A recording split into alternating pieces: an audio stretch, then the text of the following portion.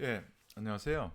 오늘은 의사학 시간 중에서 역사 속의 전염병에 대해서 말씀드리겠습니다. 저는 을지대학교 의과대학 미생물학 기술에서 근무하고 있는 유승민입니다.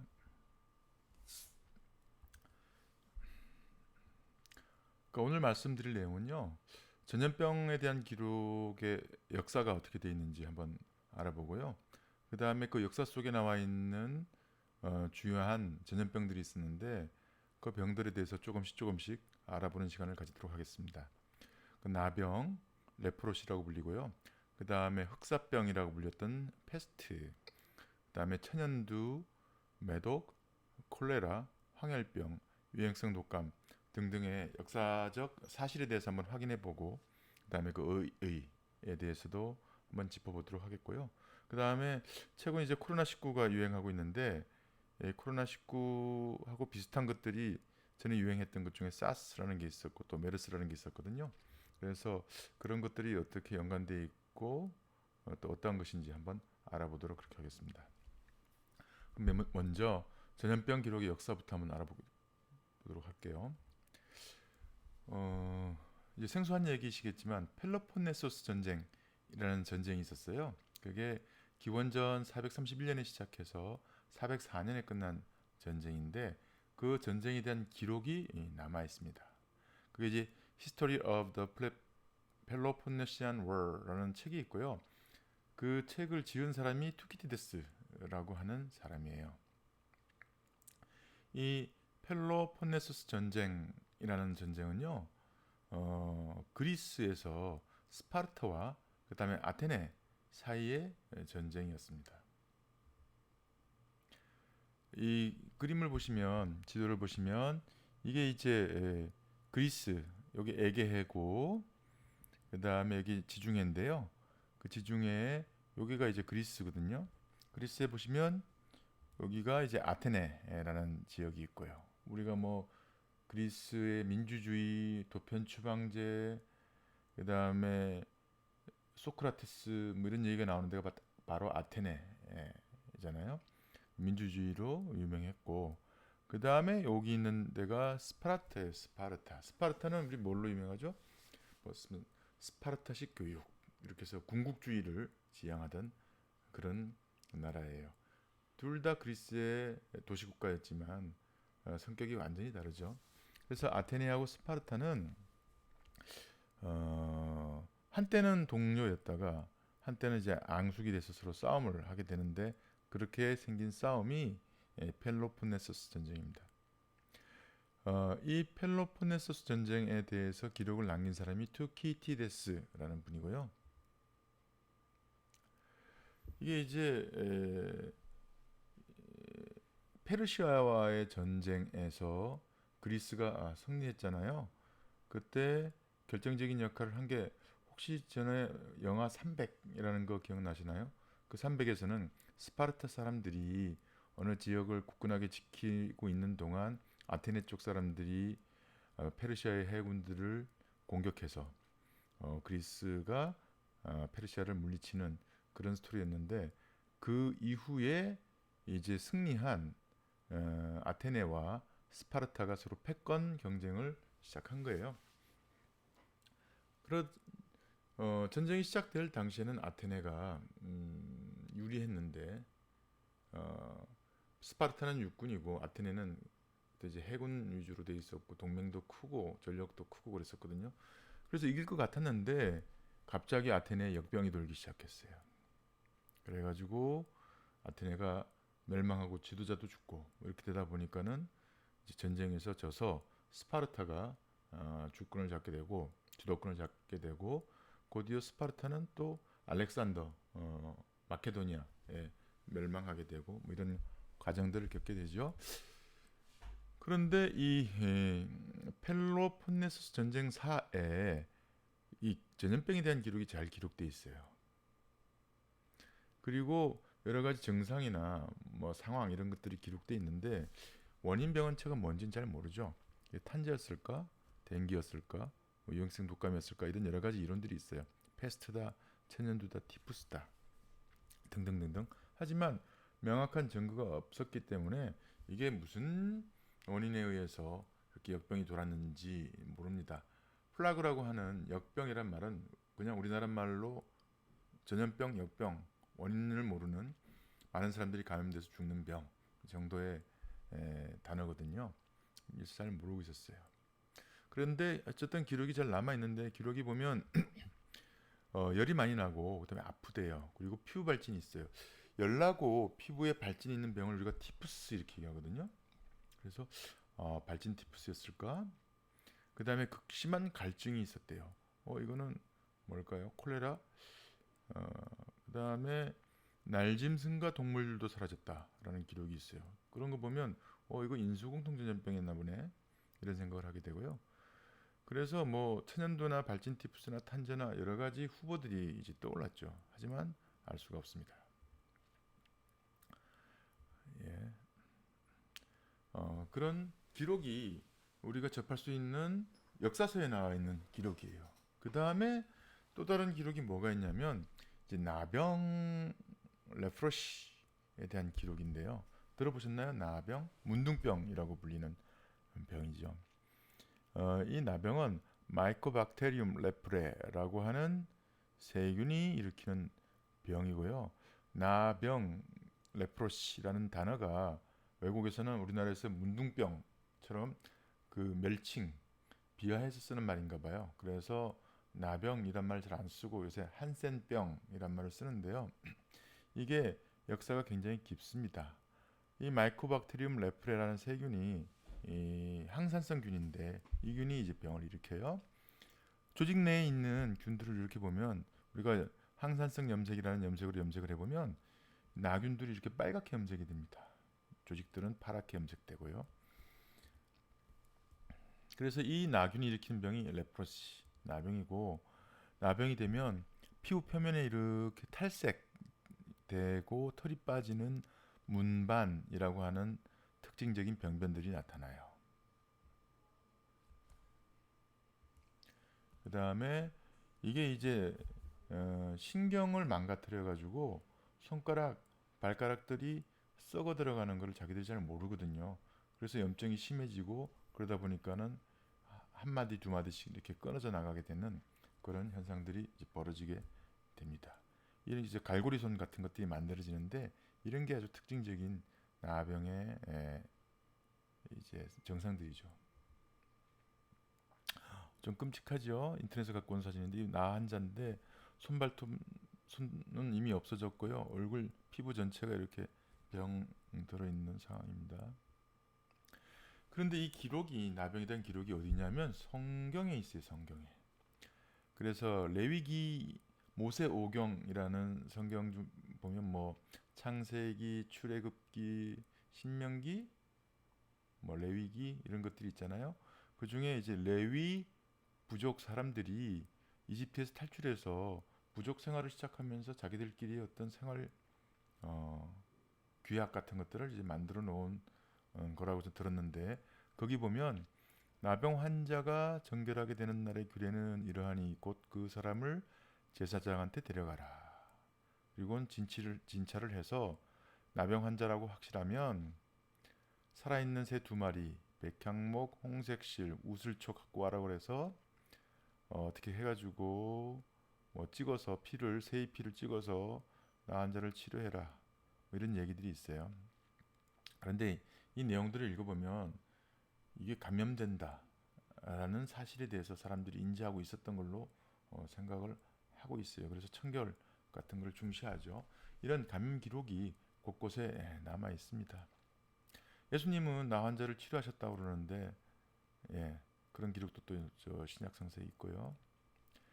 그런데 이제 이런 나병에 대해서 이게 감염성 질환이고 그 다음에 어떤 균이 나병을 일으키고 이런 것들을 알아낸 사람은 게하르드 한센이라는 사람이에요. 노르웨이 의사고요. 마이코박테리움 레프레라는 것을 발견했어요. 그래서 이 한센의 이름을 따서 우리가 레프로시라는 말을 쓰지 않고 한센병, 한센스 디지즈라는 말을 이제 쓰고 있죠. 근데 그 레프로시, 한센병이 지금까지 없어진 병은 아닙니다. 옛날에 우리나라에 많았는데 이제 우리가 특별히 관리를 하고 치료를 하고 하면서 많이 줄었죠. 그럼에도 불구하고 여전히 우리나라에서도 발견되고 있고요. 여기 보시면 인도 빨갈수록 환자가 많은데 이 적도선을 중심으로 해가지고 더운 지역에 주로 많이 있는 것 같아요.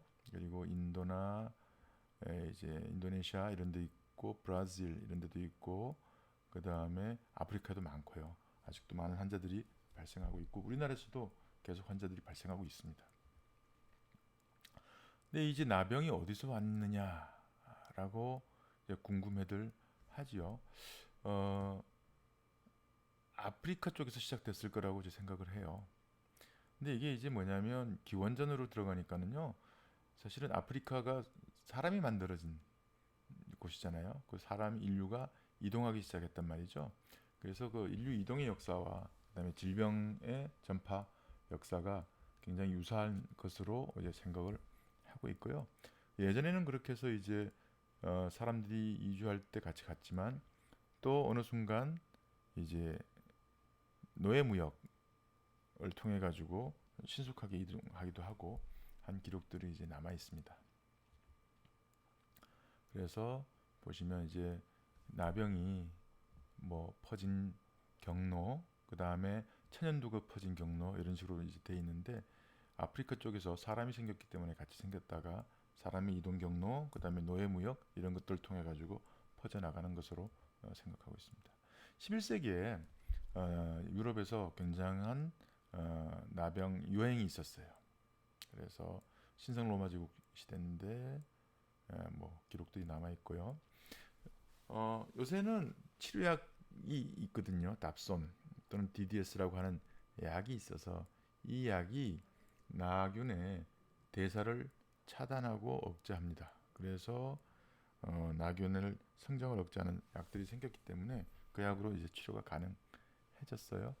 이 나균이 어디서 왔을까 궁금하죠.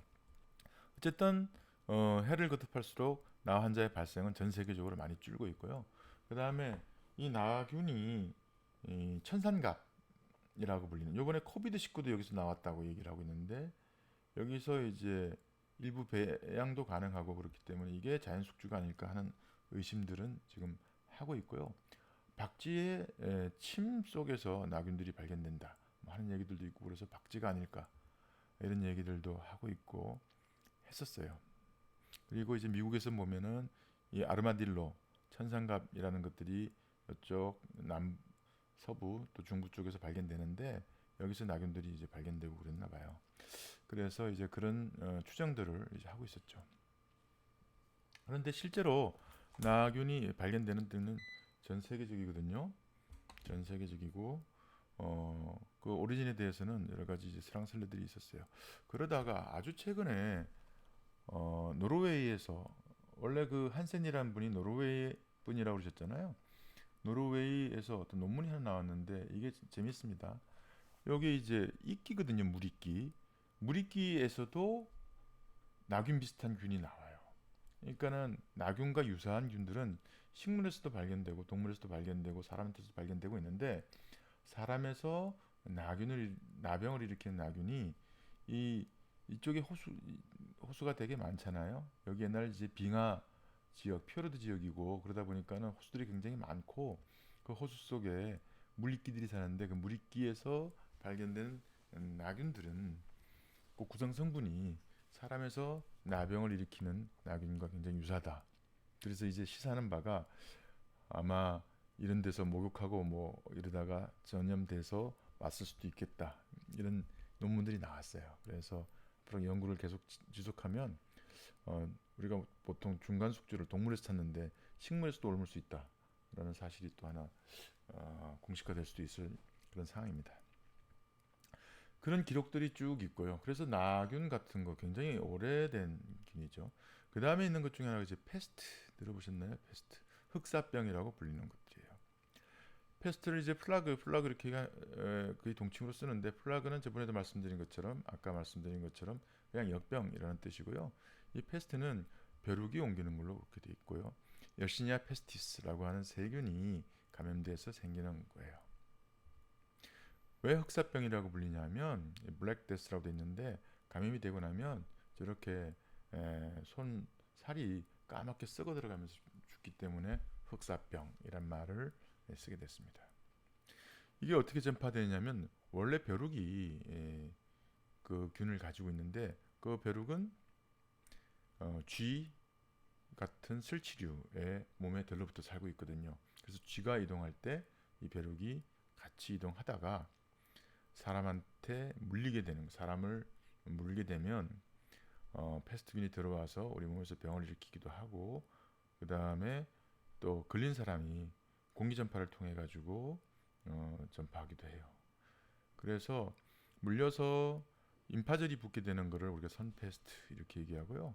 호흡기로 들어오게 되는 것을 폐페스트 이렇게 얘기하게 됩니다.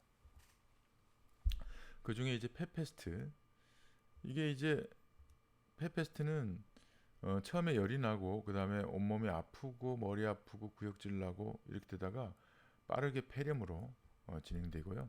그럼 이제 숨차고 가슴 아프고 기침 나고 그 다음에 피 섞인 가래를 쏟게 되고 이게 이제 위중에서 치료하지 않으면 100% 사망하는 거예요. 그런데 이제 요새는 항균제가 있으니까 항생제가 있으니까는 이제 빨리 치료할 수가 있지만 그 전에는 이제 그런 게 없었으니까 사람들이 뭐 죽었죠. 그 다음에 이제 물려서 생기는 선페스트 이거는 세균에 노출된 후 갑자기 증상이 발현되면서 되는데 춥고 떨리고 뭐 이러다가 열이 나기 시작하고 근육통이 생기고 경련을 일으키게 되고 그 다음에 임파절들이 막 붓게 돼요. 그래서 선페스트라는 이름이 붙게 됐죠. 그 다음에 손가락, 발가락, 입술, 코 같은데 갱그레인이라고 되는데 살이 검게 썩어 들어가는 그런 병이 됩니다. 치료하지 않으면 사망률이 절반 정도 되고요. 그 다음에 이것도 빨리 항생제 치료를 하면 효과적으로 치료할 수가 있습니다. 치료하면 사망률은 훨씬 낮아지는 걸로 그렇게 되어 있고요. 데카메론이라는 책이 있습니다. 들어는 보셨죠? 저는 책은 있는데 열심히 읽어보진 않았는데 데카라는 게 열, 숫자로 1, 2, 3, 4, 5, 6, 7, 8, 9, 10 열이라는 뜻이거든요. 그래서 이게 어떤 내용이냐면 그 흑사병이 돌던 이탈리아에서 피렌체 교회의 한 별장에 남자 셋, 여자 일곱 이렇게 10명이 모여가지고 또 한 열흘 동안 머물렀나 봐요. 그러면서 자기들끼리 무슨 얘기를 하는데 그 내용들이 조금 야한 내용들이었다고 합니다. 그래서 이제 그런 것들을 보카치오라는 사람이 모아놓은 책인데 그 배경이 바로 이 흑사병이 막 유행하던 그런 시절에 대한 내용들이죠. 그게 이제 1348년경에 선페스트가 막 유행하고 있었는데 뭐에 물릴 때? 쥐벼룩에 물릴 때 생기는 거라고 그랬잖아요. 그때 얘를 배경으로 하고 있습니다. 그래서 이 패스트는 그때만 돈 게 아니라 옛날부터 여러 차례 유행하고 있었는데 6세기, 8세기 이집 정도 되면 이집트에서 시작해서 8세기 중반까지 쭉 몇백 년간 퍼진 거죠. 4천만 명 엄청나게 많이 죽은 거예요. 죽은 걸로 추정하고 있고 1347년부터 또 전 유럽에서 유행하기 시작해서 5년 동안 2천만 명. 그때 인구가 얼마 안 됐을 텐데 그 인구의 뭐 절반 정도가 이것 때문에 죽었다고 주장하고 있어요. 그래서 기록이 남아 있습니다. 선페스트 기록인데 이렇게 온몸에 임파절이 여기 겨드랑이인데 임파절이 붓고 있고 사타구니에도 임파절이 붓고 있고 손끝이 이렇게 썩어 들어가는 그런 선페스트로 사람들이 많이 죽게 되었던 거죠. 원인이 뭔지 몰랐어요. 그런데 그 당시에도 이 패스트가 사람에서 사람으로 접촉도 되고 그 다음에 쥐 이런 것들이 옮긴다라는 건 알고 있었어요.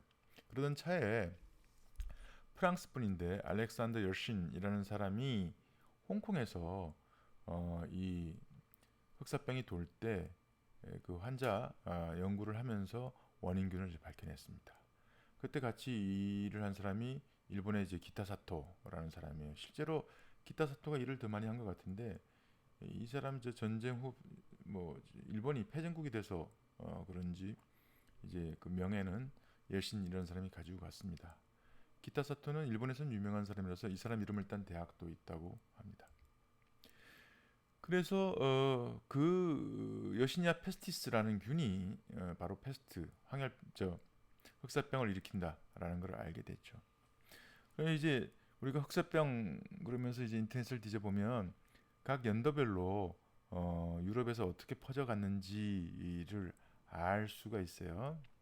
그래서 그 연도별로 그 이제 14세기 퍼진 거 보면 중국에서 시작한 걸로 또 되어 있습니다. 중국에서.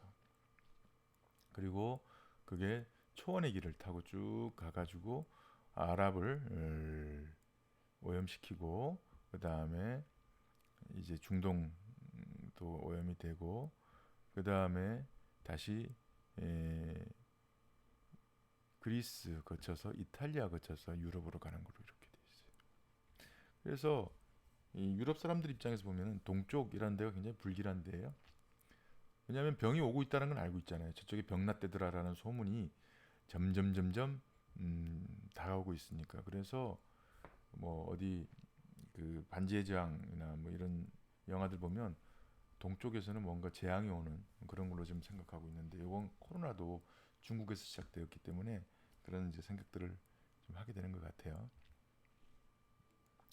그 당시에 기록들이나 그림 보면 밑에 보이는 이런 뭐 새부리 같은 것들을 입고 까만 옷을 입고 막대기를 들고 있는 사람들에 대한 기록이 있는데 에, 이 사람들이 제가 보기에는 보건 요새 하는 그 간호사들이나 아니면 의사 선생들이 입고 있는 그 방호복이죠. 그거하고 아주 비슷합니다. 이게 원인은 몰랐지만 격리를 해야 된다는 걸 알고 있었고 그 다음에 죽은 시체를 묻거나 태워야 된다는 것도 알고 있었거든요. 그래서 적어도 접촉을 하지 않게 해서 장갑 끼고 마스크 끼고 방호복 입고 시체를 만질 때도 그냥 만지지 않고 이렇게 막대 같은 걸로 멀리서 만졌어요. 이 세 부리가 뭐냐면요. 이렇게 생긴 건데 안경같이 이렇게 있고 마스크예요. 여기에 뭘 넣냐면 패스트 때 사람들이 죽고 썩어가니까 냄새가 너무 많이 나잖아요. 그래서 이 안에 약초나 뭐 쑥 같은 걸 넣어가지고 냄새를 막는 그런 역할들을 했던 지금으로 보면 꽤 과학적인 그런 마스크입니다. 새 모양을 본다는 게 아니라 만들다 보니까 이제 그렇게 만든 거예요. 그때도 이 마스크가 굉장히 유용하다라는 걸 이제 알고 있었죠. 사람이 많이 죽었어요. 그래서 2분의 1 내지 3분의 1 죽었다고 했잖아요. 세대를 거듭하면서 인구들이 쭉 늘고 있었는데 패스트가 퍼지면서 급격하게 줄었습니다. 물론 그 이후에도 다시 인구가 늘었지만 상당 기간 충격이 심했겠죠. 이게 사회적으로 어떤 영향을 미쳤냐면 봉건 시대가 붕괴하는 계기를 가져오게 됐어요. 봉건 시대라는 게 이렇게 피라미드형 인구 구조를 가지고 있는 거잖아요. 농노들이 있고 그 위에 기사들이 있고 봉건 영주들이 있고 그다음에 왕이 다스리는 인구 체계를 가지고 있어요. 왕은 한 명이고 그다음에 영주들은 몇 명 되고 그다음에 그 영주들이 기사들을 후원하고 그다음에 그 기사들을 후원할 재력을 얻기 위해서 농노들을 서프라는 사람들을 다수 두고 자기 농장을 경영하고 뭐 이런 구조였는데 패스트가 돌고 흑사병으로 사람들의 절반이 죽고 나니까 이 시스템이 유지가 될 수 없었던 게 하나. 또 하나가 뭐냐면 이 중세 시대는 신이 지배하던 시대예요. 신의 명령으로 왕이 사람들을 지배하던 시대였거든요. 그런데 감염이 돌고 나니까 아무리 기도를 해도 신이 들어주지를 않는 거예요. 그래서 신에 대한 회의가 생기고 그 다음에 교황의 권위가 떨어지고 사람이 중요해지고 뭐 이러다 보니까 르네상스라는 게 시작되는 시기가 됐어요. 그래서 이런 감염성 질환이 한번 훅 돌면서 많은 사람들이 죽게 되면 자기 삶의 근간 자체가 흔들리게 되고 지금까지 믿어왔던 믿음이나 이런 것들이 흔들리게 되는 거거든요. 그렇게 되면서 패러다임이 바뀌어요. 그래서 천년 지속되던 봉건 시대가 붕괴하고 그 다음에 이제 르네상스라는 걸 통해서 국가주의 시대로 가게 되는 그런 이제 계기가 됐다라는 거죠. 그래서 이제 이게 이제 주로 기록이 유럽 쪽에 있으니까요. 유럽 기록으로 보면 이집트에서 시작된 게 있고 금방 말씀드린 13세기, 14세기부터 시작해서 19세기까지 계속 유행했던 그런 시절이 있었고 그 다음에 1866년에서 1960년대 중국에서 시작해서 퍼진 또 한 번의 기기가 있었는데 이때 이제 이제 여신이 그 세균을 발견하게 됐어요. 그다음 1950년도 2000년까지도 계속 발생하고 있고 지금도 발생하고 있습니다. 발생하고 있어요. 그래서 주로 발생하는 나라가 중국, 인도, 아프리카 이런 식으로 이제 발생하고 있어요. 그렇고요. 그다음에 이제 천연두에 대해서 말씀드려 볼게요. 천연두도 굉장히 오래된 감염병이에요. 이게 이제 천연두를 스몰폭스 이렇게 얘기하는데 POX가 어디에 뭐 물려서 난 흉터 자국 이런 뜻이래요. 그래서 작은 팍스니까는 상처가 작은 이런 얘기죠. 그러면 라지 팍스는 뭘까요? 이게 늑대한테 물린 자국이라고 얘기를 하던데 그래서 이제 진짜 팍스는 늑대한테 물린 자국처럼 상처가 큰 거고 이거는 감염으로 인해서 작은 상처를 남기는 거죠. 그리고 이집트 피라미드에서 나온 저 미이라인데 이 람세스라는 왕의 미이라인데 그 얼굴을 보면요 얼굴에 곰보 자국이 있어요. 어린애가 이렇게 걸리면 피부 깊숙이 염증을 생겨서 낫고 나면 상처가 나서 구멍이 생기거든요. 그래서 살이 이렇게 움푹움푹 패인 자국이 생기는데 그런 자국이 미이라에서 이미 발견됐어요. 원인은 바이러스입니다. 바이러스. 천연두 바이러스라고 하는 바이러스가 병을 일으키는 걸로 되어 있고요. 그래서 기원전 1196년에 사망한 람세스 5세의 미이라에서 천연두 반응이 있는 걸 보면 천연두도 꽤 오래 우리 사람들과 함께 해온 병이구나라는 걸 우리가 알 수가 있죠. 이 천연두는 계속 사람들을 괴롭혀 온 병인데 이제 근세 보면 그 잉카 문명, 뭐 아즈텍 문명 멸망에 중요한 역할을 한 걸로 돼 있어요. 우리 신대륙이 발견되고 난 다음에 포르투갈에서 이제 중미로 사람들이 들어가잖아요. 여기 이제 코르테즈라는 사람이 나와요. 이 코르테즈라는 사람이 들어가서 이제 탐험을 시작하는데 여기에 이제 사단이 벌어집니다. 마추픽추라고 그러는가요? 가보고 싶은 데인데 이 코르테즈가 여기까지 침입에 들어가죠. 그리고는 수만 명의 페루 사람들을 잉카 제국 페루 사람들을 죽이고 이 사람들이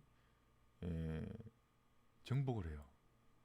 그런데 그 정복한 군인의 수가 168명밖에 안 됐어요.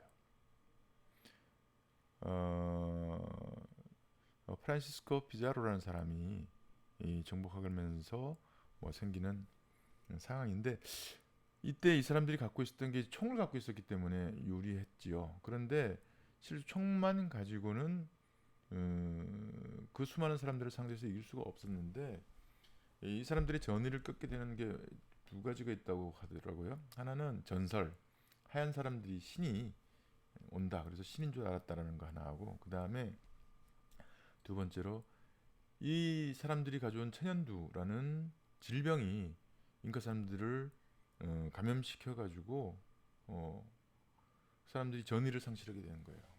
그래서 잉카 사람들 입장에서는 한 번도 걸려보지 못한 그런 병에 갑자기 걸리게 돼서 사망률이 50%뭐 넘어가는 그런 병이라서 이제 전의를 상실하고 순순히 굴복하게 됐다. 이런 얘기들을 하죠. 기록이 이렇게 남아 있고요.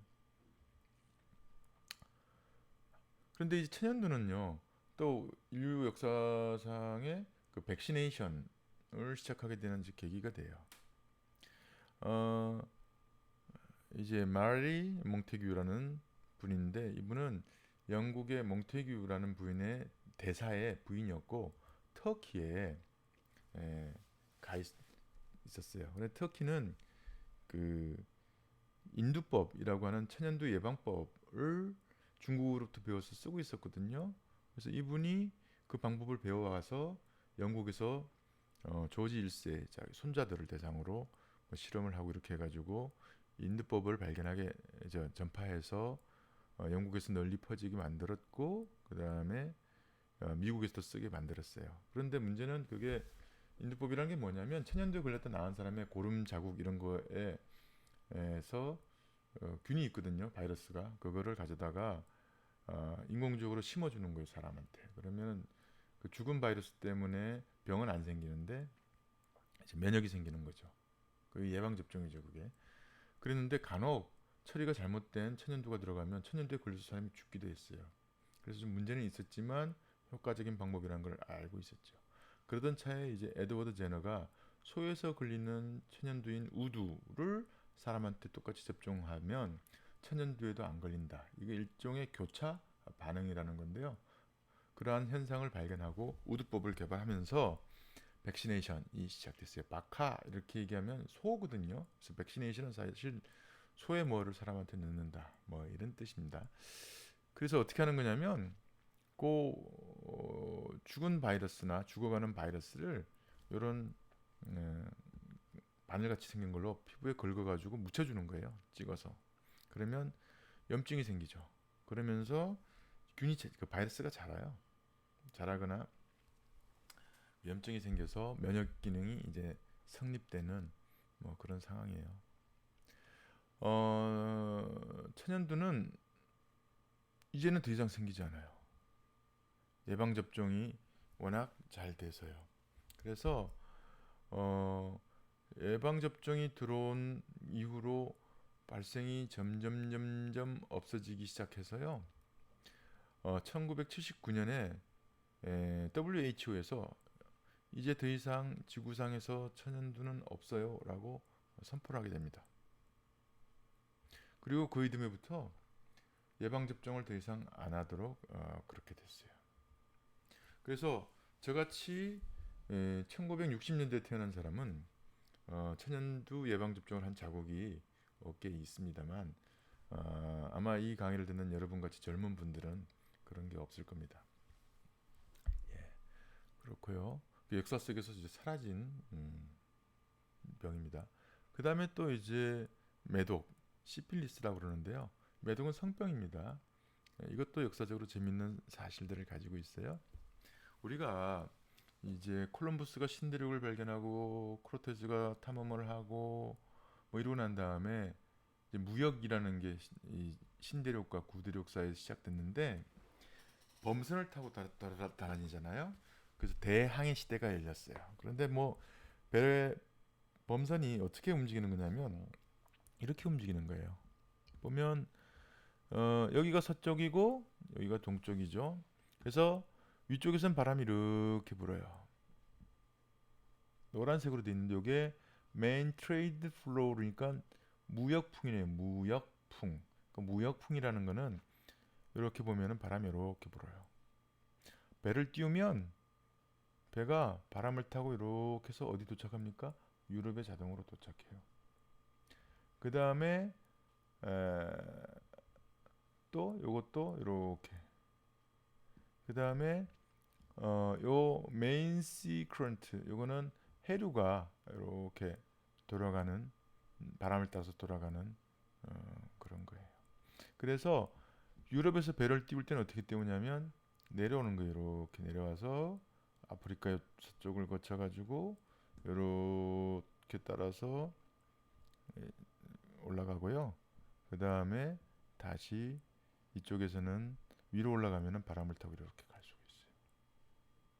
그러니까 빙빙 도는 거죠. 왔다 갔다 하는 게 아니고 이런 걸 통해서 여러 가지 무역이 이제 가능해지게 된 거죠. 콜럼부스가 신대륙을 발견한 게 1492년이고요. 그 다음에 임진왜란이 일어난 게 언제죠? 1592년. 그러니까 저 어릴 때 우리 초등학교 때 선생님이 임진왜란 일어난 해를 외우기 쉽게 이렇게 알려주셨어요. 일본 놈이 오거든 구두발로 쳐라. 그래서 1592 이렇게 외워서 안 까먹고 있는데 그 100년 전에 1492에 콜럼부스가 신대륙을 발견했고요. 또 그 100년 전인 1392년에 무슨 일이 있었을까요? 우리나라에 이성계가 조선을 건국한 날이 1392년이에요. 그러니까는 조선 입장에서 보면은 건국한 지 딱 200년 될 때 임진왜란이 일어난 거죠. 그래서 콜럼부스가 1492년에 신대륙을 발견했거든요. 그리고 난 다음에 다양한 무역들이 일어나고 있었는데 여기 보시면 뭐 옥수수나 감자, 담배, 콩, 그다음에 후추, 카카오 이런 것들이 올라왔는데 여기 시필리스, 매독이 들어왔대요. 시필리스는 먹는 게 아니고 아까 말씀드렸지만 성병의 병. 매독은 신대륙에서 구대륙으로 넘어온 걸로. 그 다음에 여기 밑에 보면 말라리아하고 옐로우 피버. 말라리아는 또 옐로우 피버는 다 어, 모기가 옮기는 병인데 그건 구대륙에서 신대륙으로. 옐로우 피버는 황열병이에요. 그 다음에 그렇게 간 걸로 뭐 돼 있죠. 그 병들이 이렇게 많이 농작물만 왔다 갔다 한 게 아니라 병들도 옮겨갔다라는 것을 얘기를 하죠.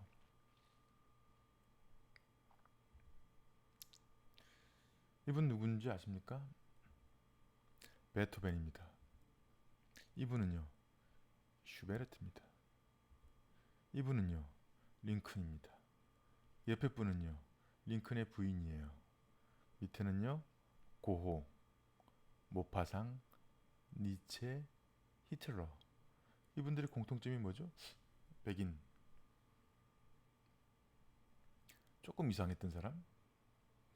이분들의 공통점은 매독 감염자로 의심받고 있는 사람들입니다. 히틀러 안 좋아하시죠? 아돌프 히틀러는 1889년부터 1945년까지 살고 있었고 나의 투쟁이라는 책을 만들었다까지는 우리가 상식선에서 알고 있잖아요. 그 나의 투쟁에 이런 얘기가 있어요. 매독과의 투쟁은 민족의 과업이다.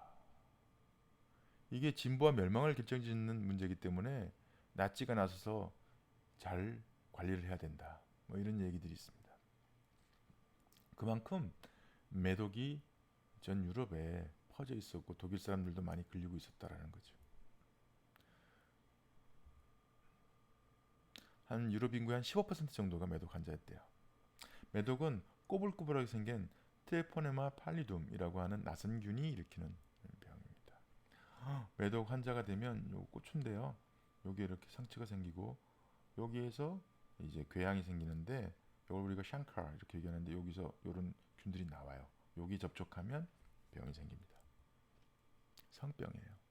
그래서 이 매독이라는 거는 이름이 이제 1기 매독, 뭐 2기 매독, 3기 매독 이렇게 나누는데 성첩 접촉 부위에 궤양이 생기는 것부터 시작해서 온몸에 반점이 생기는 2기, 그 다음에 조직이 썩어 들어가는 3기 이렇게 나뉠 수가 있어요. 그래서 굉장히 장기적인 진행을 하게 됩니다.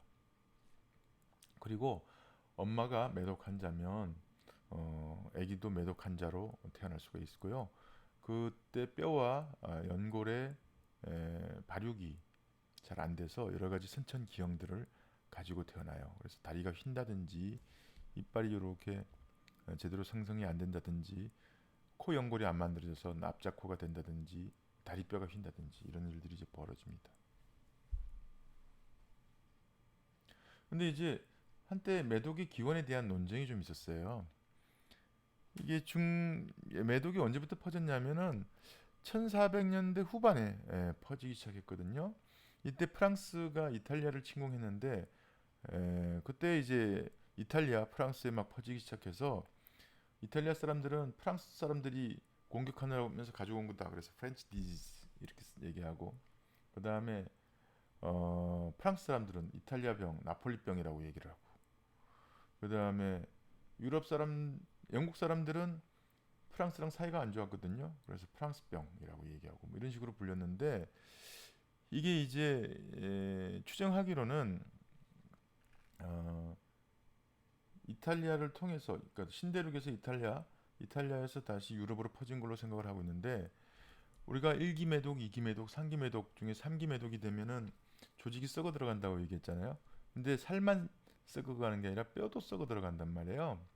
그래서 그 뼈가 썩어 들어가는 그런 특징적인 반응들이 있는데 아주 오래된 유럽의 유골에서도 매독 비슷하게 매독 3기 매독 같은 반응이 있는 미라가 발견된 거예요.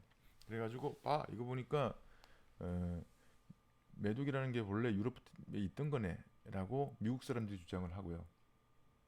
미국 학자들이 주장을 하고 유럽 학자들은 무슨 소리야 미국에서 온 거 맞는데라고 주장을 했는데 이제 어떤 게 있냐면 알고 보면 이 매독은 트레포네마 팔리둠이라고 하는 매독균이 일으키는 거지만 그와 유사한 풍토병들이 또 있어요. 그래서 그 병 때문에 이런 미라가 생긴 걸로 생각이 돼서 매독은 신대륙에서 온 걸로 이렇게 정리가 됐습니다. 그런데 이제 매독을 굉장히 무서운 병이니까 치료하기 위해서 옛날에 어떤 방법을 썼냐면 옛날에는 그 항생제 뭐 이런 게 없었거든요. 그래서 수은을 이용했어요. 이제 매독에 걸린 사람이 이렇게 통 속에 들어 있잖아요. 그럼 이 밑에서 수은 쟁반에다가 수은을 넣고 가열을 하면 수은 증기가 올라오거든요. 그게 피부로 흡수가 되면 매독이 치료되고 뭐좀 나아지고 이런 게 있었나 봐요. 그렇게 해서 그런 방법을 쓰는데 문제는 수은이 과도하게 몸속에 들어가면 우리 수은 중독 걸리잖아요. 그래서 문제가 많았어요. 그러던 차에 독일의 파울 에롤리히라는 분이 있습니다. 이분 EU가 생기면서 유럽 돈이 그 EU 유로 화폐로 통일되기 전에 독일 마르크 왔을 때 그 독일 마르크화의 표지 인물로 있던 분이에요. 독일 의학자고요.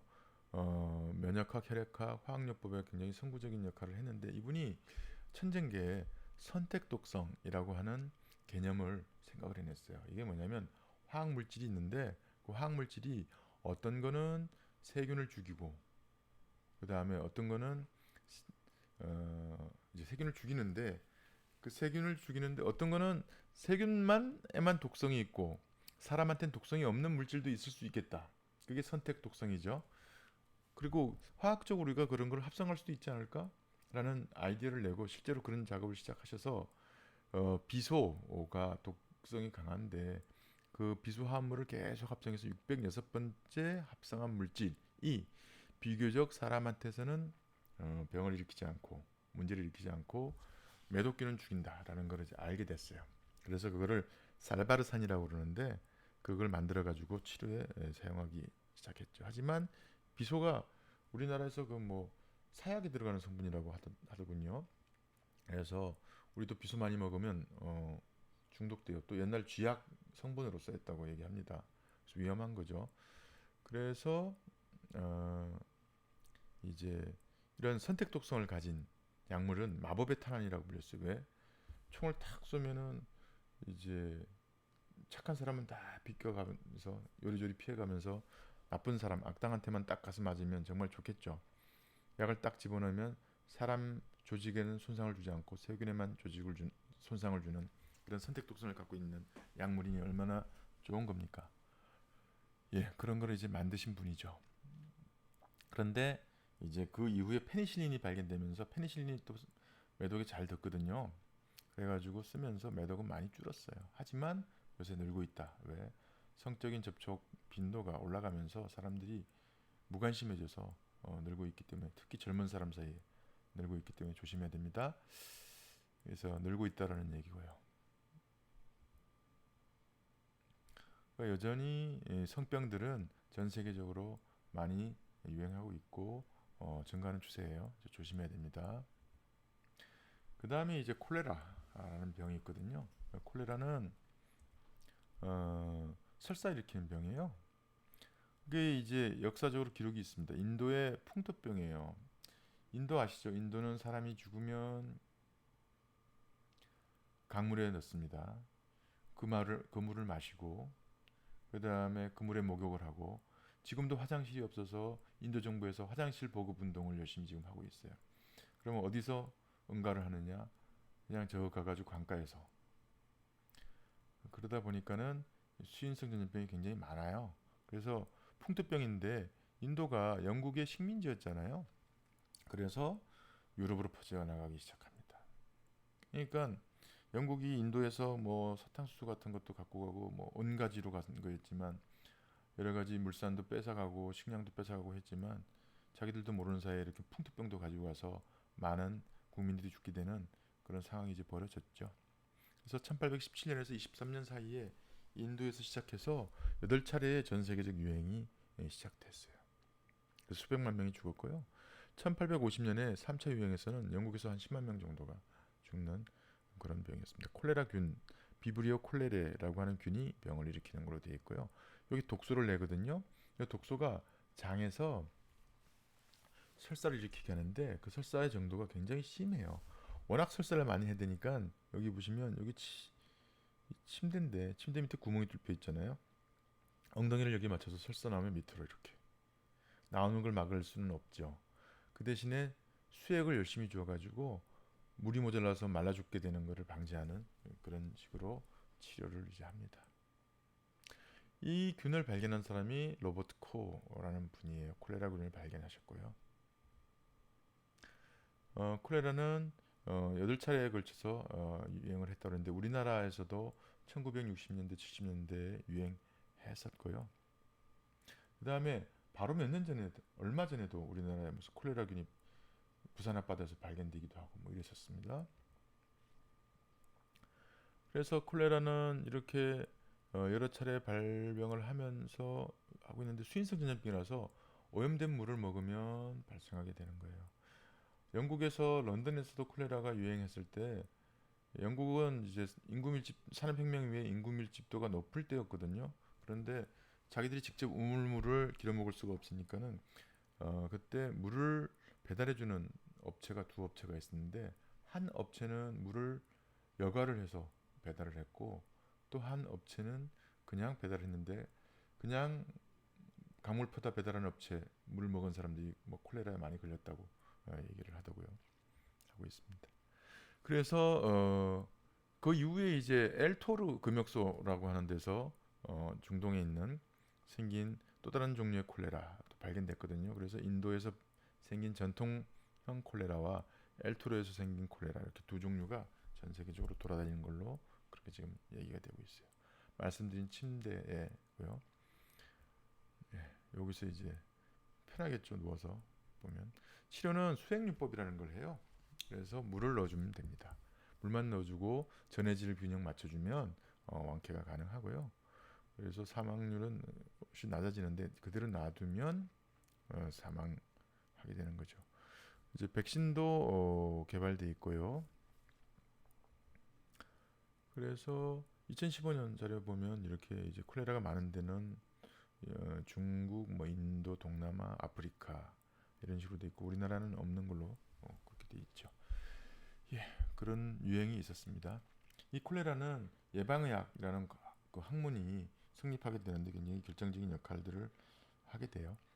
그렇습니다.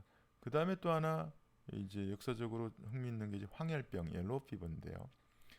왜 황열병이라고 그러냐면 이거 모기한테 걸리면 모기가 가지고 있던 황열 바이러스에 감염돼서 병이 생기는데 간에 염증이 생기고요.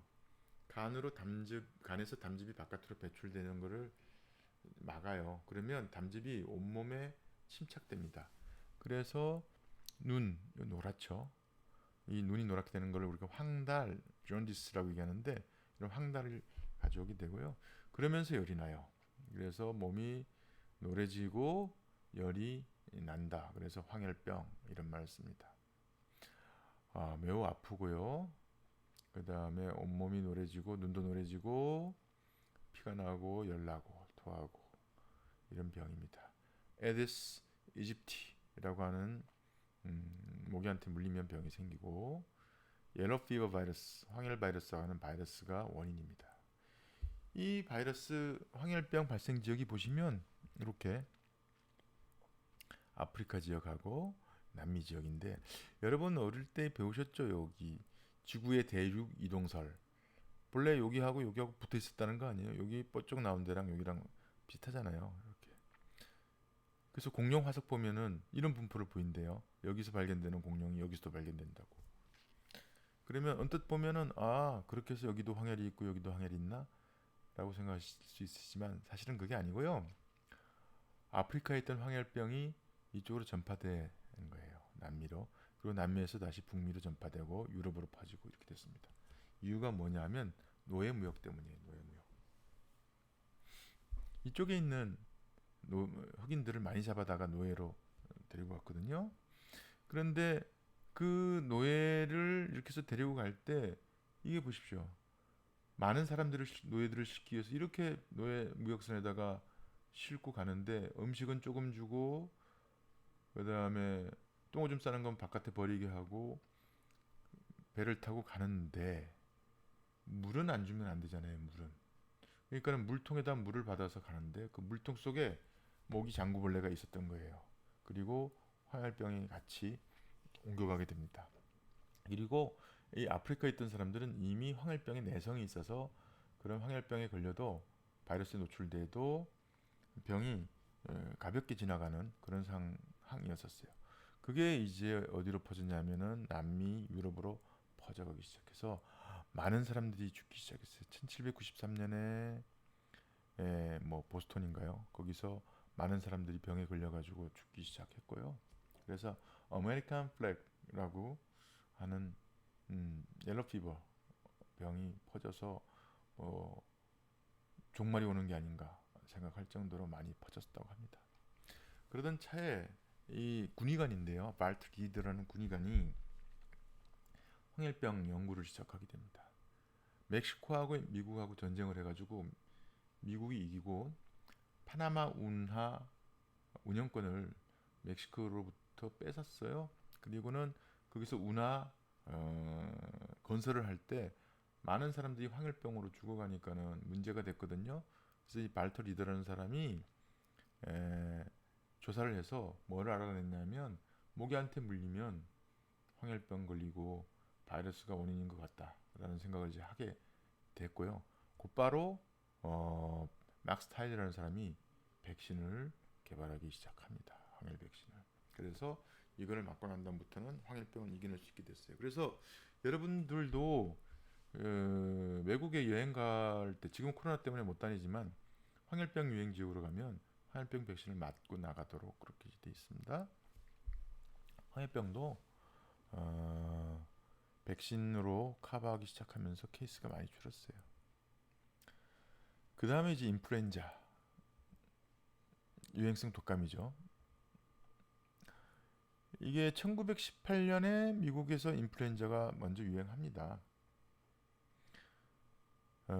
지금 코로나19 도는 거랑 거의 유사해요.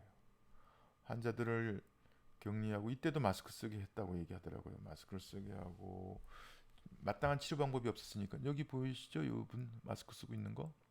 이분도 지금 마스크 쓰고 있어요. 이분도 목 밑에 지금 마스크 쓰고 있고 열심히 안 쓰고 있네요. 이분은 특스크인데 예. 이런 식으로 이제 유행을 했는데 전 세계적으로 유행을 했고요. 실제로 미국에서 먼저 시작됐습니다. 그러고 있다가 1919년에 유럽으로 가서 스페인에서 막 유행하기 시작했어요. 왜 인플루엔자라는 말이 붙었냐면 이게 주기적으로 유행했거든요. 그런데 그 사람들 생각에는 그 혜성 같은 별자리에 영향을 받아서 도는 거다 이런 생각을 해서 별의 영향을 받는다. 그래서 인플루언스라는 영어 단어가 있잖아요. 거기서 이름을 따서 인플루엔자 이런 말을 쓰게 됐다고 해요. 그래서 이거 바이러스, 인플루엔자 바이러스가 일으키는 거고요. 폐를 감염시켜서 폐렴을 갖고 오게 하는데 이거 일종의 인수 공통 전염병입니다. 그 인플루엔자 바이러스가 새 또는 돼지, 가축, 오리 뭐 이런 데 다 갈 수 있거든요. 서로 왔다 갔다 하면서 서로 전파하기도 해요. 그래서 조리 독감이 사람한테서 오면 사람 인플루엔자가 되고요. 돼지 독감이 사람한테 오면 사람 인플루엔자가 되는 거예요. 또 새가 돼지한테 옮겨줄 수도 있고요. 그래서 우리도 지금 생각이 그 1918년, 19년 사이에 돌았던 인플루엔자는 조리 독감에서 시작된 게 아닌가 그렇게 생각하고 있습니다. 이 인플루엔자 바이러스의 특징이 뭐냐면 이 유전 물질을 RNA로 가지고 있는 바이러스인데 8개의 유전 물질을 가지고 있거든요. 그래서 각각 기능을 하고 있어요. 그런데 이게 이제 사람 세포 속에 들어가 가지고 분열 정식할 때 바깥으로 이제 조립돼서 나올 때 꼭 8개의 유전자를 들고 나와야 바이러스로서의 삶을 살아갈 수가 있거든요. 그런데 이 돼지에서 발견된 상황인데 돼지 몸에 세포에서 두 종류의 바이러스들이 한 세포를 감염시킨 다음에 나올 때는 그 유전자가 막 섞여서 나오는 거예요. 자, 이 바이러스는 가만히 놔둬도 돌연 변이를 일으켜가지고 조금씩 변종이 생겨요. 그거를 이제 안티제닉 드리프트 이렇게 얘기하는데 소변이라는 게 생기고요. 그 다음에 돼지 몸속에서 일어나는 것처럼 두 종류 이상의 바이러스가 섞여가지고 갑자기 새로운 변종이 태어나는 것, 이런 거는 대변이 이렇게 얘기를 하죠. 보통 이런 변이들은요, 바이러스 입장에서 보면은 자기한테 불리해요.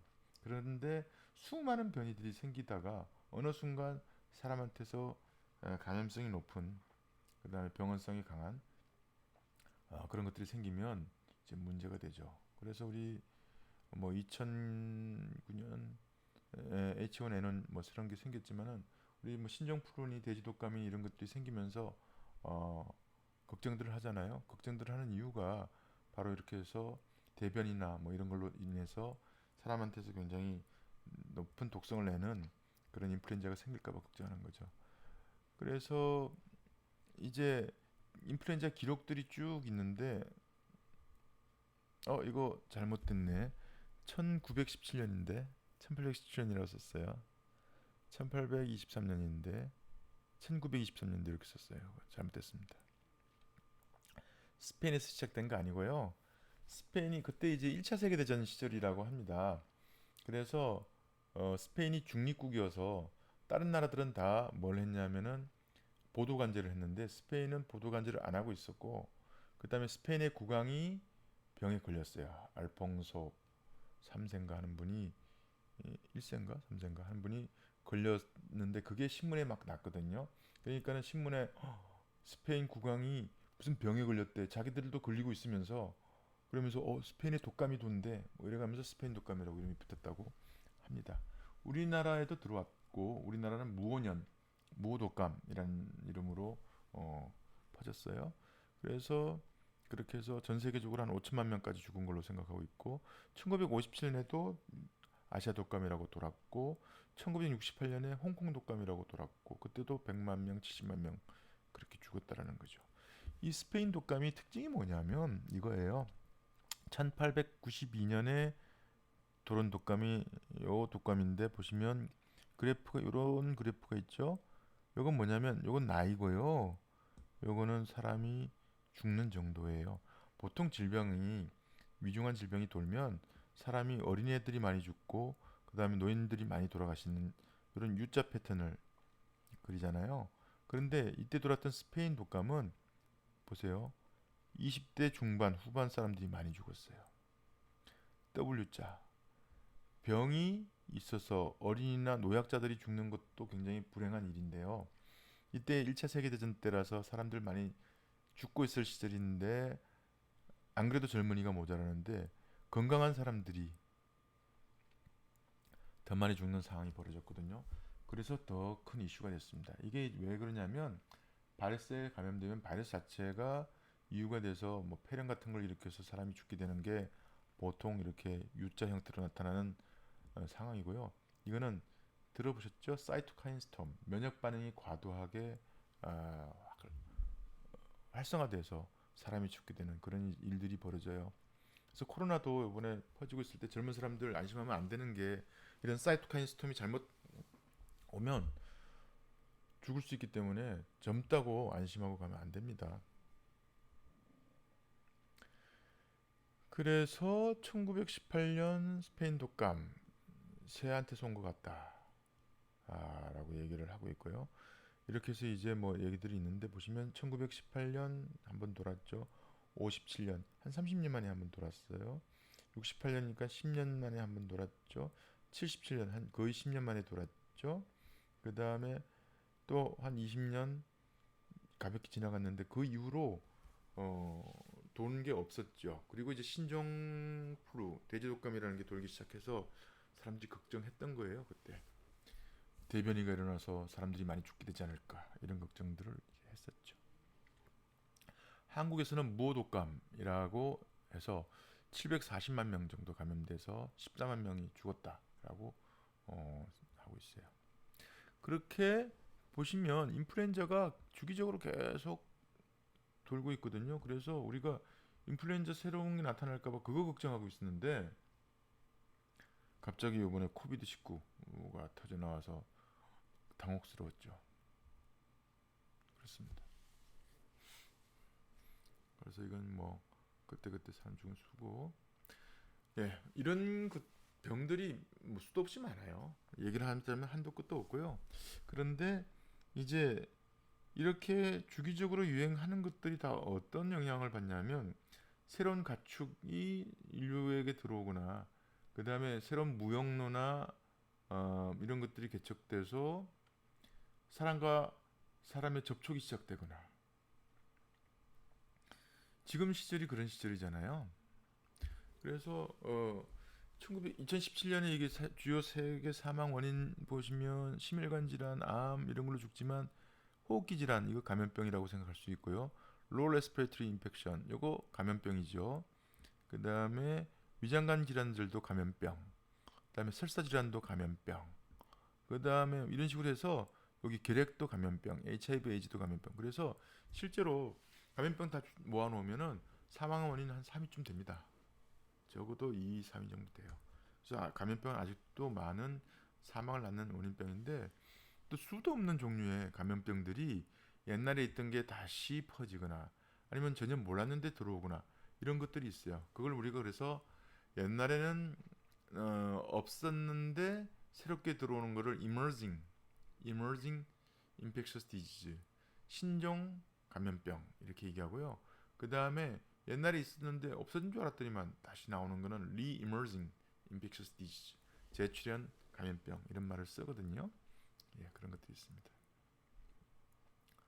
아웃브레이크라는 영화가 있어요. 1995년 영화인데 그거 한번 시간 나면 꼭 보십시오. 더스틴 호프만 나온 영화고요. 이게 이제 모티프가 뭐냐면 아프리카에서 돌았던 에볼라 바이러스 감염과 관련된 스토리인데 콩고 자일에 에볼라 강이 있거든요. 거기에서 시작된 병이 있어요. 그 진료소가 있는데 진료소에 50명 정도가 근무하고 있었는데 다 죽었습니다. 그리고는 그게 지역사회로 퍼져서 막 문제가 됐는데 갑자기 병이 싹 사라졌어요. 이 영화 보면 앞쪽에 나오는데 모 군인들이 네이팜탄이라고 하는 소각탄을 쏴서 그 지역을 완전히 다 태워 없애는 뭐 그런 것부터 영화가 시작돼요. 실제로 그랬는지 그렇게 의심하는 건지 잘 모르겠는데 이 영화 재밌습니다. 한번 보십시오. 그 원인이 에볼라 바이러스거든요. 그런 것도 없다가 새롭게 생겨난 거고 그다음에 에이즈 있잖아요. 에이즈 HIV라고 하는 바이러스가 일으키는 건데 이 바이러스가 원숭이에서 병을 일으키는 바이러스와 굉장히 유사하게 돼 있어요. 그래서 이게 아프리카 사람들한테 옮겨갔다가 그다음에 미국으로 들어온 게 아닌가 이런 생각들을 하지요. 에이즈에 걸리면 면역 기능이 억제돼 가지고 감염으로부터 방어할 능력을 소실하게 돼요. 그러면 여러 가지 감염병에 걸리거나 암에 걸리거나 이렇게 하다가 이제 죽게 되는데 이 병은 성병이에요. 마약 주사 맞는 사람들이 이 주사기를 나눠 쓰면서 걸리거나 아니면 성적 접촉을 통해서 전파되는 그런 병입니다. 에이즈 인시덴스는 점차 증가하고 있는 걸로 그렇게 돼 있고요. 신암 발생은 그렇게 많이 늘고 있지 않지만 계속 유지되고 있는데 누적된 환자의 수는 지금 증가되고 있어요. 왜? 치료법이 나왔거든요. 그래가지고 그 치료약제 칵테일 테라피라고 그러는데 치료약 여러 개를 섞어 먹는 요법을 적용을 시키면 죽지는 않아요. 바이러스가 몸에서 제거되지는 않는데 죽지는 않거든요. 그러다 보니까는 오래 살아서 우리나라 최초 환자 저보다 한 살 많은 분이라고 하는데 그분 아직도 지금 살아계시다고 얘기 들었습니다. 우리나라 신규 환자는 조금씩 늘고 있어요. 주의해야 됩니다. 예, 주의해야 됩니다. 그리고는 여전히 동성간 접촉을 통한 전파가 많고 이성간 접촉은 좀 줄고 있고 이런 상황입니다. 그 다음에 이제 프리온 질환이라는 게 광우병이요, 광우병 났었죠. 이거 스크래피라고 하는 양의 병으로 생긴 것들이 그 다음에 이제 소에서도 걸리고 또 사람한테서도 걸리고 이렇게 해서 문제가 된 건데, 이게 이제 스크래피는 왜 스크래피냐면 우리 간지러우면 긁잖아요. 근데 양이 스크래피라는 병에 걸리면 간지러워서 철조망에다가 막 자기 몸을 긁어요. 아파가 피가 나도 긁어요. 그럼 그거 죽으면 양틀도 못 쓰잖아요. 고기도 못 먹고. 그럼 죽여야 되는데 그거를 갈아서 사료로 씁니다. 그러면 또 양고기나 뭐 이런 게 맛있어지나 봐요. 그런데 거기 있던 병을 일으키는 프리온이라고 하는 단백질이 다른 동물한테 전파되는 겁니다. 그런 식으로 전파된 게 소한테 왔어요. 소도 동물성 사료를 쓰는 것들이 문제가 되죠. 그 소를 먹으면 사람이 먹으면 같은 병에 걸리게 되고, 이거는 단백질이라서 세균도 아니고 바이러스도 아닌데도 그래서 전파가 되는 성질을 가진 아주 묘한 것들인데, 이런 병들 옛날부터 좀 있었습니다. 그런 것들이 이제 또 들어와서 인류를 위협하게 됐고요. 인류의 생활 양식이 다양해지고 하다 보니까는 이제 들어오게 되는 거예요. 그 다음에 이제 코로나 관련해서 이제 사스라는 게 있잖아요. 사스가 이제 2003년 그 정도 이제 중국에서 시작돼서 이제 퍼지기 시작했는데, 제가 그 당시에 이제 미국에 있었는데, 그때 이제 미국에서도 들어오는 걸, 캐나다를 많이 갔고요. 미국에서 들어오는 걸 차단하기 위해서 방역을 시작하고 코런틴이라는 걸 했어요. 격리 조치를 취했었습니다. 이게 Severe and Acute Respiratory Syndrome, 그래서 SARS를 SARS라고 얘기하는데, 이 원인이 바이러스인데 코로나 바이러스예요. 코로나 바이러스. 사스 바이러스도 코로나 바이러스였습니다. 사스가 알려지기 전까지만 해도 코로나는 그냥 감기 일으키는 바이러스, 별것 아닌 걸로 넘어왔었거든요. 우리 감기를 영어로 커먼 콜드 이렇게 얘기하는데, 제일 흔히 감기를 일으키는 바이러스는 리노 바이러스고요. 두 번째로 흔히 감기를 일으키는 바이러스가 코로나 바이러스예요.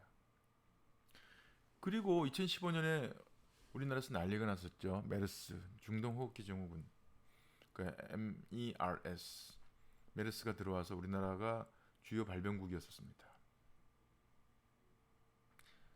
그래서 뭐 결국은 결과적으로는 성공적으로 방역을 해냈지만 성공적이었는지 모르겠어요. 많은 사람들이 병원을 중심으로 이게 전파가 되고, 그 다음에 뭐 사망자가 나고 그랬었는데, 어쨌든 전 세계적으로는 우리나라가 그때 당시는 민폐국이었어요.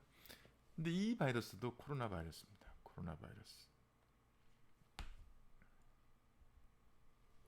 그리고 요즘 돌고 있는 이거는 코로나 바이러스예요. 코비드19. 그래서 이렇게 생각해 보면 우리가 사스, 메르스, 코비드19 갖고 얘기를 하지만 그 이전에도 있었을 것 같아요. 코로나 바이러스는. 이게 이제 8월 29일 날 기록이 있는데, 지금 우리나라 난리 났죠. 예. 전 세계적으로도 뭐 많은 사람들이 걸리고 죽고 있는데, 백신이 나오려면 한참 걸릴 것 같고 치료제도 잘 개발이 안 되고 있고, 그래서 걱정이 되고 있어요. 이런 과정을 거쳐가지고 사람들이 이제 점차 적응하고 면역을 획득하게 되는데, 어, 그 면역을 획득하면서 적응하게 되는 동안 많은 사람들이 죽게 되는 거예요. 그래서 어, 효과적으로 잘 방역 못하면 우리 지금까지 배웠던 뭐 몇백만 명이 죽었네 하는 역사적 사실로 남게 되는 그런 안 좋은 결과가 나올 것 같죠. 예, 그런 일들이 있습니다.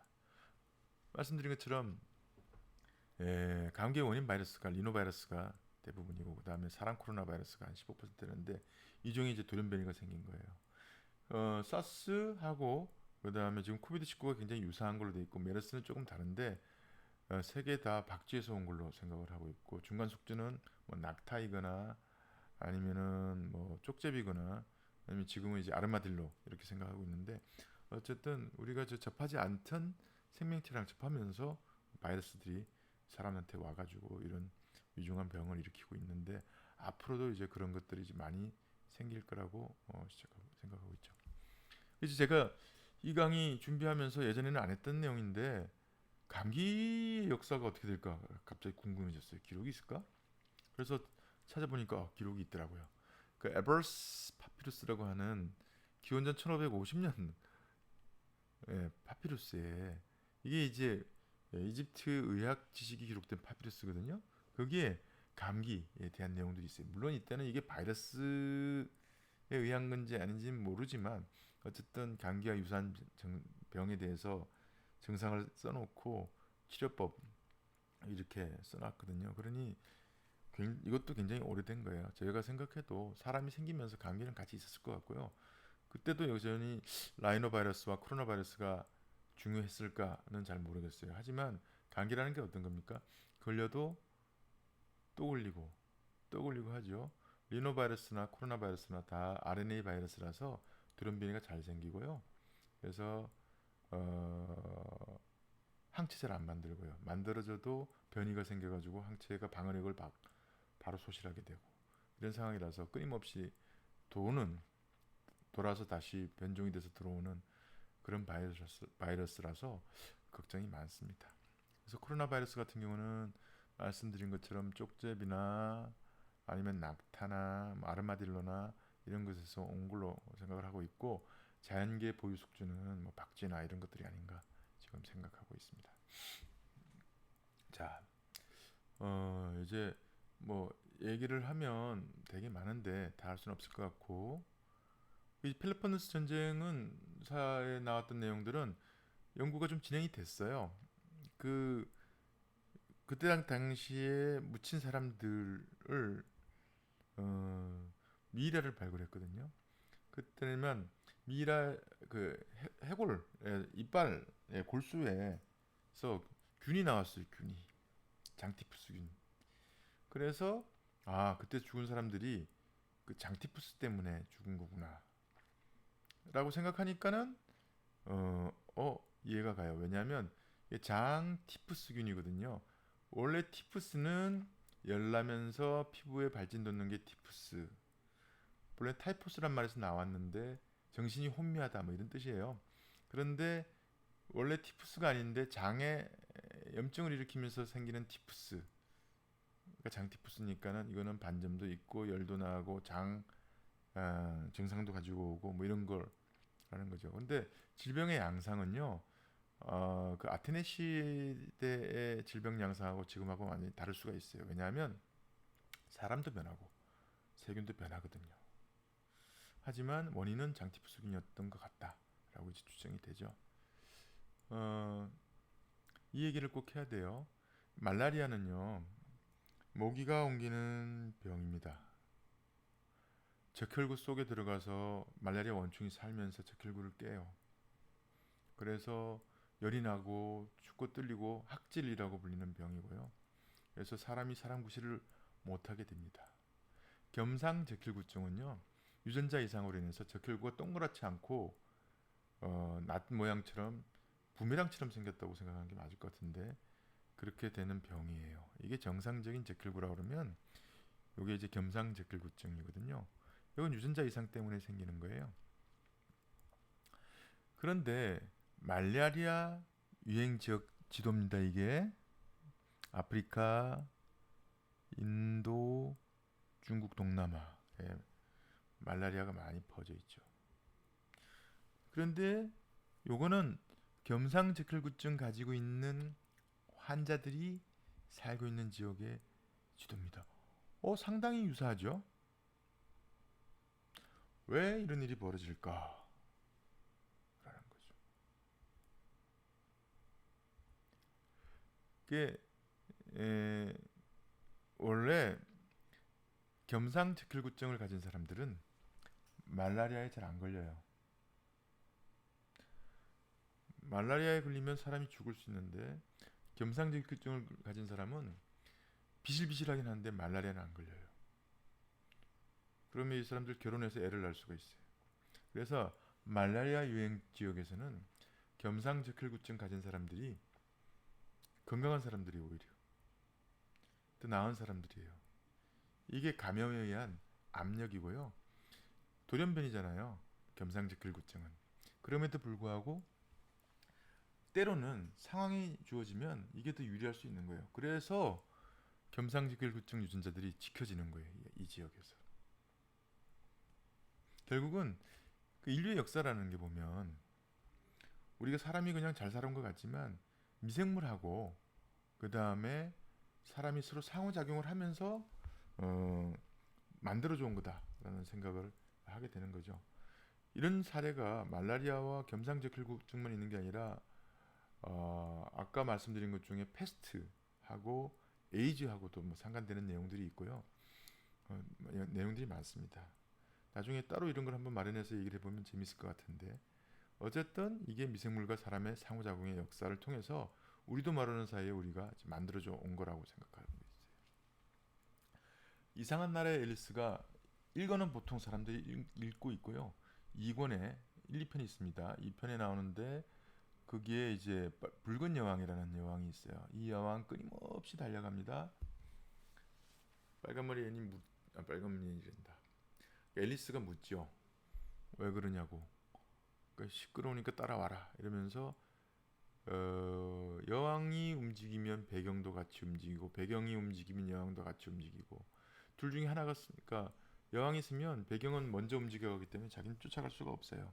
이게 어떤 이제 얘기로 쓰이냐면 미생물도 변하고 사람도 변합니다. 창과 방패의 싸움처럼 끊임없이 서로 변하면서 서로 적응해 나가는 거예요. 미생물은 사람을 공격해서 자손을 남겨야 되고 사람은 미생물의 공격으로부터 자기를 보호해서 살아남아야 되고 이런 현상을 통해서 조금씩 변화되는 게 축적돼서 현재 사람, 현재 미생물이 만들어지고 있다라는 거예요. 그래서 생각해보면 사람이 가지고 있는 최대 장점은 과학기술도 물론 있지만 그게 아니라 다양성이라고 생각해요. 다양성. 이제 바벨탑인데 뭐 하나님한테 도전하기 위해서 바벨탑을 쌓은 건가요?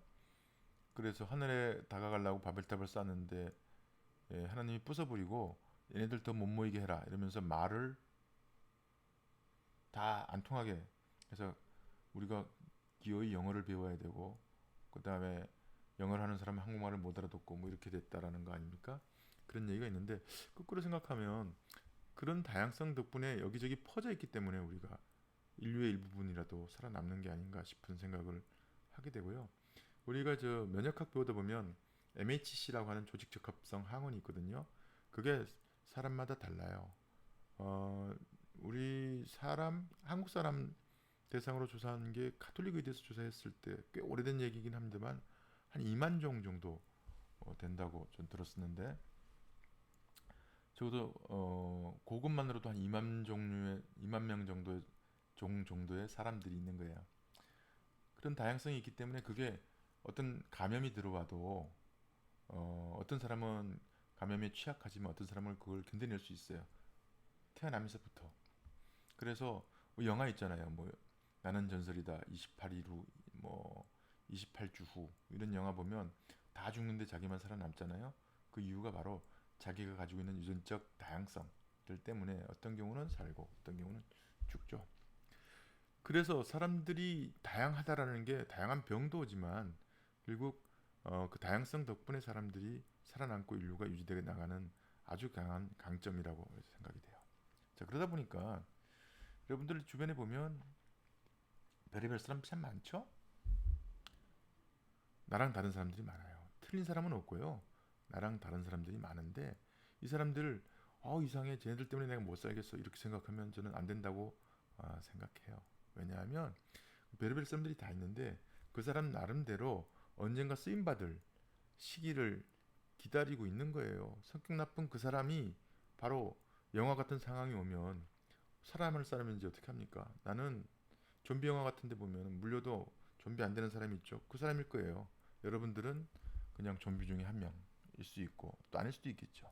그래서 그런 사람들이 바로 어떤 인류의 미래를 준비하고 책임질 수 있는 한 요소라는 거죠. 그래서 소중한 사람일 수 있습니다. 그러니까 남들의 다양성을 웬만하면 인정하고 그다음에 참아주고 포용하는 그런 삶으로 가기를 바랍니다. 예, 수고하셨습니다. 이상한 얘기로 빠졌네요. 예, 마치도록 하겠습니다.